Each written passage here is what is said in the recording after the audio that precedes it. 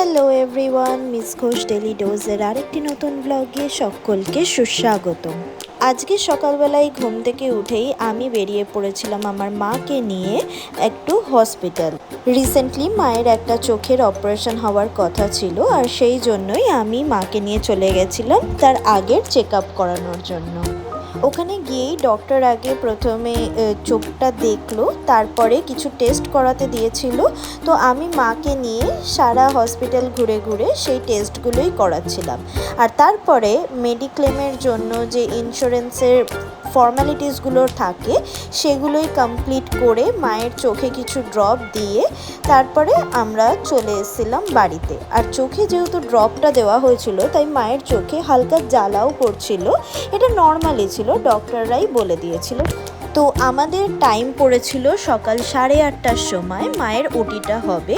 আর সেই কারণেই আমি যেহেতু নাইট শিফট করি, আমার ভোরবেলা অবধি বলতে গেলে শিফট চলে, তাই জন্য আমি আর রাত্রিবেলায় ঘুমাইনি। আমি একেবারে সারা রাত জেগে শিফট শেষ হওয়ার পরে একটু এদিক ওদিক করে আমি রাতটা কাটিয়ে দিয়েছিলাম।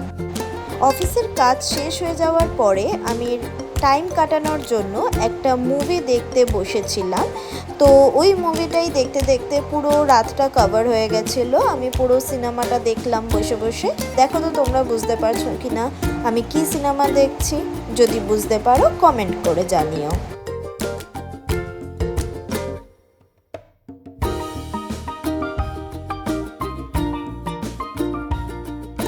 এতক্ষণে তো সবাই বুঝেই গেছো।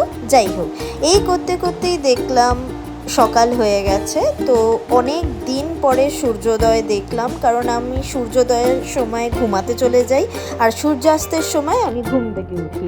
পুরো উল্টো তোমাদের থেকে আমার জীবনটা। তো অনেক দিন পরে আমি এই সূর্যোদয় দেখলাম, আর এটা দেখার পরেই দেখলাম মাও উঠে গেছে। তো আমিও একটু তাড়াতাড়ি রেডি হয়ে বেরিয়ে পড়লাম মাকে নিয়ে হসপিটালের উদ্দেশ্যে। আজকে ছিল মায়ের ওটিটা। তো মা আর আমি সকাল সকাল আমাদের বাড়ি থেকে বেরিয়ে পড়েছিলাম হসপিটালের উদ্দেশ্যে। আর ওদিক থেকে আমার দিদি আর দীপকদাও চলে এসেছিলো হসপিটালে, কারণ আমি একা একা সামলে উঠতে পারবো কিনা ওদের এখনও আমার ওপর পুরো ভরসা হয় না। আর এটাও সত্যি যে কেউ একটা থাকলে আমিও একটুখানি রিল্যাক্স ফিল করি, বিশেষ করে দিদি আর দীপকদা থাকলে প্রচণ্ড রিল্যাক্স ফিল করি। তো ওরা আসাতে আমার সুবিধাই হয়েছিল।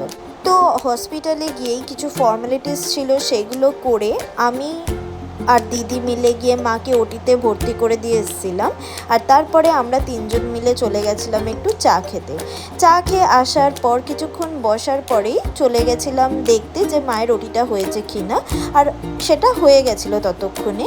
তারপর কিছুক্ষণ অবজারভেশনে রেখে মায়ের ছুটিও হয়ে গেছিলো। তো মাকে নিয়ে বেরিয়ে পড়েছিলাম বাড়ির পথে। মায়ের অপারেশনটাও সাকসেসফুলি হয়েছিল।